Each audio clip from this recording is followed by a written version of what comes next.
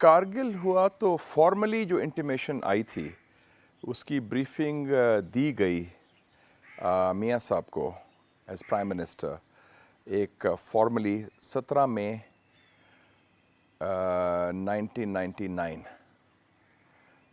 D G M O نے دی تھی. لیکن اس سے پہلے وہ انڈیا سے آوازیں آنی شروع ہو گئی تھیں and there was a realization کہ سم تھنگ از ہیپننگ، کچھ ہو رہا ہے لائن آف کنٹرول میں.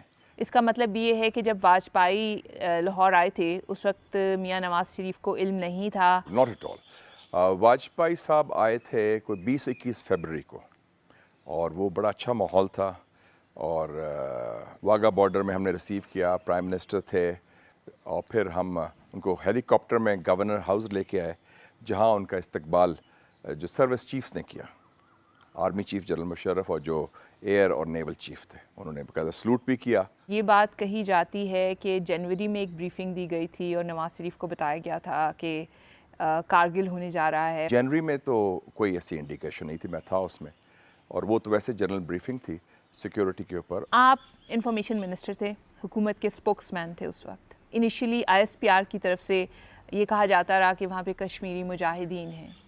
آپ کو یہ کب پتہ چلا کہ وہاں پر فوج ہے؟ یہ معاملہ پبلک ہو گیا تو پھر مجھے کہا گیا کہ آپ بریفنگ دیں، کیونکہ میں ترجمان تھا حکومت کا.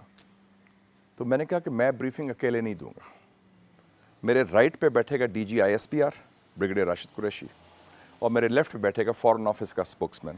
اس وقت پھر مجھے انہوں نے بتایا D G I S P R نے کہ سر آپ کو معلوم ہے کہ یہ جو ہیں سلسلہ یہ ہمارے بندے ہیں. اس وقت مجھے معلوم ہوا. یعنی کہ فوج ہے، ہماری فوج ہے وہاں پر. ناردرن لائٹ انفینٹری تھی NLI. اور یہ آپ نے بتایا یہ مئی تھا اگین؟ ہاں مئی I would say the second half of May, last week of May کہہ لیں. تو اس وقت معلوم ہوا کہ یہ ہمارے ریگولرز ہیں. تو کیسا محسوس ہوا گورنمنٹ کا پاکستان کے ایک فیس اور اسپوکس مین ہونے کی حیثیت سے؟ وہ بہت مشکل مرحلہ تھا، بلکہ میں نے تو یہ کہا بھی اس وقت کہ ہمیں بات سچ کرنی چاہیے کہ یہ بات ہے کہ ہندوستان نے بھی لائن آف کنٹرول جو وائلیشن کی تھی 1984 میں سیاچین کی، تو اگر ہم کر رہے ہیں تو اس میں ہم کہہ سکتے ہیں کہ یہ فیکٹس ہے اور مسئلہ حل کریں. لیکن آپ کو دقت محسوس ہوئی، آپ کو مشکل لگا اس وقت کہ ایک چیز جس کا خود آپ کو اس وقت پتہ چل رہا ہے کہ آپ اس کو بیٹھ کے ڈیفینڈ کریں، ایکسپلین کریں؟ بہت مشکل تھا. پھر ہم نے کیبنٹ میٹنگ بھی ہماری ہوئی، ہم نے کہا 3 جون کو ہوئی تھی غالباً، اس میں بھی بات ہوئی. گورنمنٹ سرکلز سے جب پرائم منسٹر کو بریفنگ دی گئی مئی میں اور پتہ چلا تو کیا اس وقت ماحول اور ریئیکشن اور تاثر کیا تھا؟ شوق کا تھا اور حیرانگی کا تھا. اور اس میں میرا خیال میں وہ جو ایک سسٹم کے اندر ایک تقسیم آنی شروع ہو گئی تھی کہ یہ تو پتہ نہیں کیسے کر لیا اتنی بڑی چیز کہ ایک مطلب ہے کہ ہم ایک طرف واجپئی صاحب کو ویلکم کر رہے ہیں اور دوسری طرف ہم جنگ کی طرف جا رہے ہیں تقریباً. اور بلکہ مجھے یاد ہے ڈیفینس سیکٹری نے بریفنگ دی تھی کیبنٹ کو، جنرل افتخار علی خان. تو انہوں نے کہا تھا کہ یہ بڑا غلط ہوا ہے اور یہ نہیں ہونا چاہیے تھا. آپ پرائم منسٹر کے بہت قریب تھے ان دنوں، پرائم منسٹر نے آپ سے کچھ شیئر کیا کہ ان کو کیسا محسوس ہوا؟ شوق بھی تھا اور ایک مایوسی بھی تھی کہ ہم ایک ڈگر پر جا رہے تھے مذاکرات کے، ایک پروسیس شروع ہوا تھا اور ہندوستان کا وزیر اعظم آپ کے ملک خود چل کے آیا اور ایک نئی سچویشن، نیوکلیئر پاورز تھے. تو اس کے بعد سڈنلی یہ ہم ایک نئے اتنے بڑے بحران میں پھنس گئے ہیں جس کا نتائج ہم کنٹرول نہیں کر سکتے. دباؤ کتنا تھا؟ دباؤ تو انٹرنیشنل تھا بیسکلی. ہمارے نروز ور اسٹرانگ، وی ور اے نیوکلیئر پاور، ہمیں پتہ تھا اور ہمیں پتہ تھا کہ کیا ریڈ لائنز ہیں کہ ہندوستان وہ ریڈ لائنز کراس نہیں کرے گا، کہ مکمل کنونشنل وار نہیں ہوگی. کیا ایسی بات ہوئی کہ پاکستان کی جو نیوکلیئر ویپنس ہیں ان کو موبیلائز کیا جائے؟ No, not at all, absolutely not. Nuclear factor did not come into play, یا کسی نے سوچا بھی اس کا ہو کہ یہ پہلے تو بات ہے کہ ابھی تو جنگ ہی نہیں شروع ہوئی تھی، ابھی تو اسکرمشز ہو رہی تھیں، کلیشز ہو رہے تھے بارڈر پہ. تو ہندوستان پاکستان کی جنگ تو کوئی نہیں تھی، تو نیوکلیئر کا تو سوال ہی پیدا نہیں ہوتا کہ کسی بھی سچویشن میں سوچا جائے. اور یہ بات دونوں طرف سے تھی. جولائی 1999 میں نواز شریف جو ہیں وہ US گئے. امریکہ جانے سے پہلے ان کی اپنی کیبنٹ کے ساتھ کوئی مشاورت ہوئی؟ نہیں،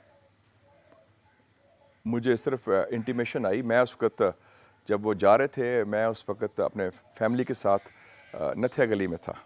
समझा जाता है बहुत एब्रप्टली सब कुछ हो गया और वो अचानक से चले गए। तैयारी हो रही थी और अगर आपको याद होगा कि उससे पहले भी GHQ का राब्ता था विद द अमेरिकन्स। ये उनकी आशीर्वाद के साथ गए थे। जनरल मुशर्रफ उनको सी ऑफ करने आए। नवाज शरीफ यहाँ से गए तो क्या कुछ बातें ऐसी थीं जो तय की गई थीं कि जो जाके उन्हें करनी थी पाकिस्तान के बिहाफ पे और ये मेरे नहीं ख्याल की में गई? वो उस लेवल पर हुई होंगी उनकी आर्मी चीफ के साथ जो मुलाकात थी, क्योंकि basically it was a military issue.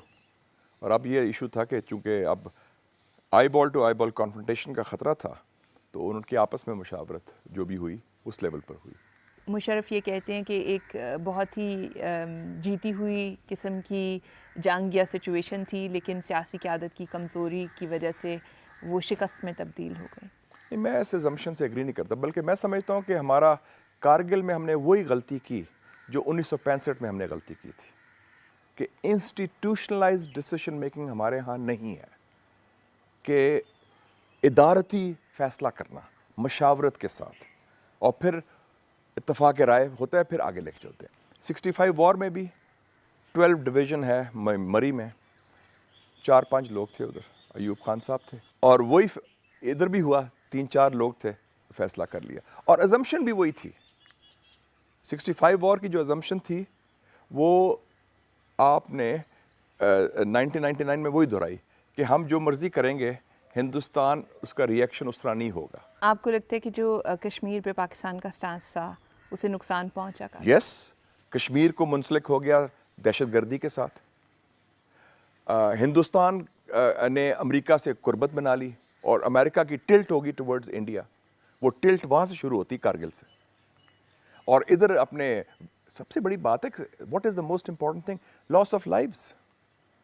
हमारा बड़ा नुकसान हुआ, जानी नुकसान हुआ। हमने केटर नहीं किया था, जो लोग ऊपर बैठे थे सप्लाईज नहीं पहुँचा सके थे। हमारा ख्याल ही नहीं था। इंडिया तो बोफोर्स गन लेके आ गया, एयरफोर्स लेके आ गया। उनका ख्याल था कि थोड़े से होगा। तो ये तो बड़ी फ्लॉड अजम्पशंस थी। किसी ने बड़ी अच्छी बात की थी, मुझे एक फ़ौजी मिला, सीनियर बंदा, 17 मई की ब्रीफिंग के बाद।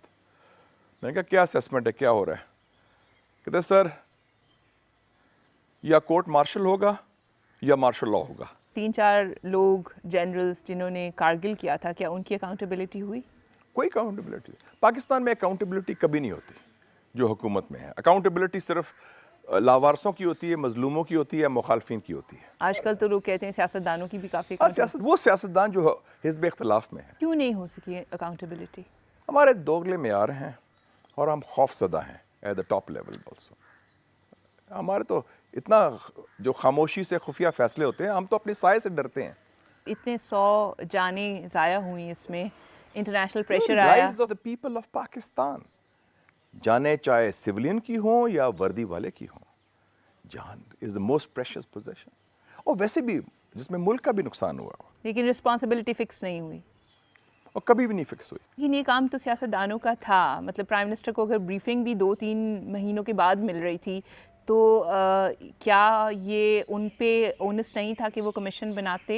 उनका इरादा बन रहा था, लेकिन वो उससे पहले ही मामला थी। लेकिन ये मैं समझता हूँ होना चाहिए था, यस, क्योंकि आफ्टर ऑल एक जो भी है इन द ड्राइविंग सीट, वो ऐसे फैसले होने चाहिए बर वक्त। इंडिया दावा करता है कि कारगिल में पाकिस्तान के जो फ़ौजी मारे गए थे, पाकिस्तान ने उनकी लाशें लेने से भी इनकार कर दिया था।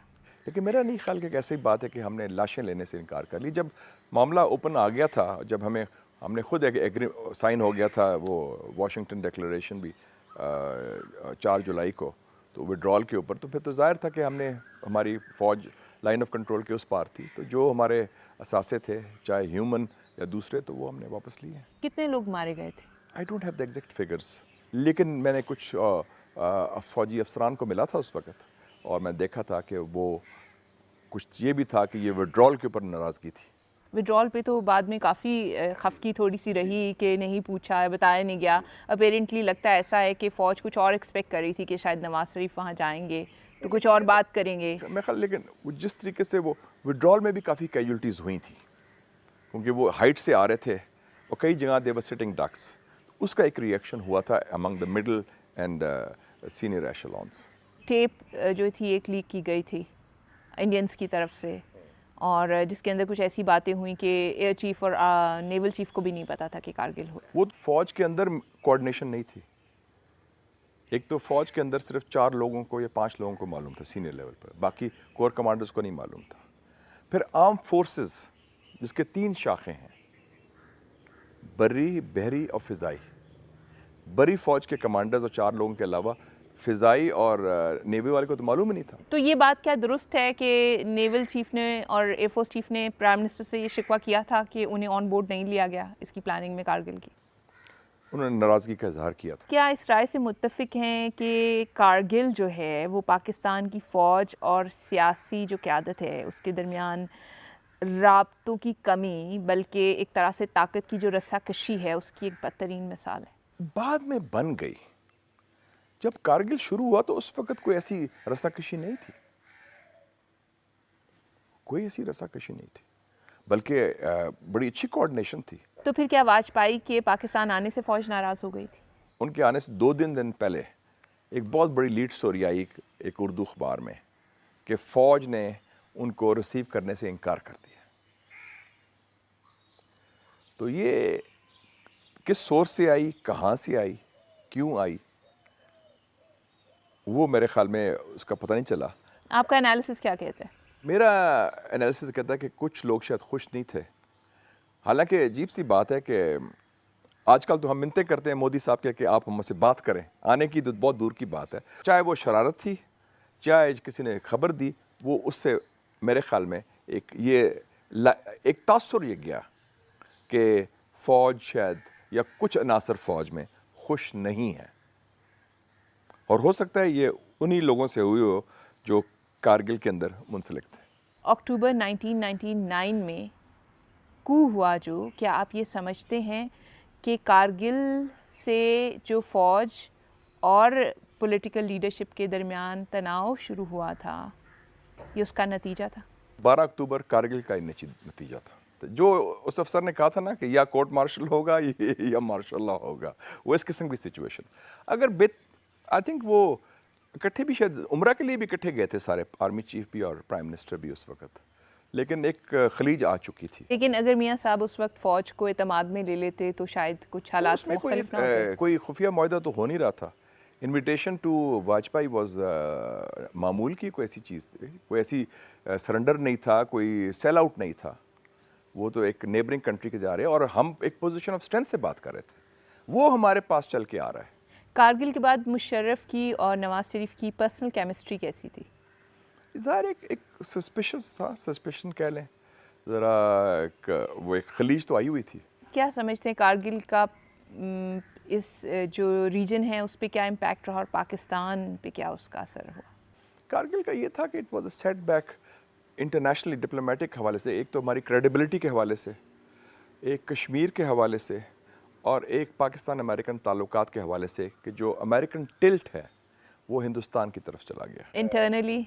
انٹرنلی تو پھر وہ یہی ہوا نا کہ جو ڈفرینسز تھے وہ بڑھ گئے, لیکن اس کے بعد مین تھا نیشنل سیکیورٹی, جو ڈیسیشن میکنگ ہے ہمیں چاہیے تھا lessons should have been learned, اور تاکہ سول اور ملٹری قیادت on national issues should be on the same page, اور اس کی ضرورت اب بھی ہے, اس وقت بھی تھی اور ہمیشہ رہے گی.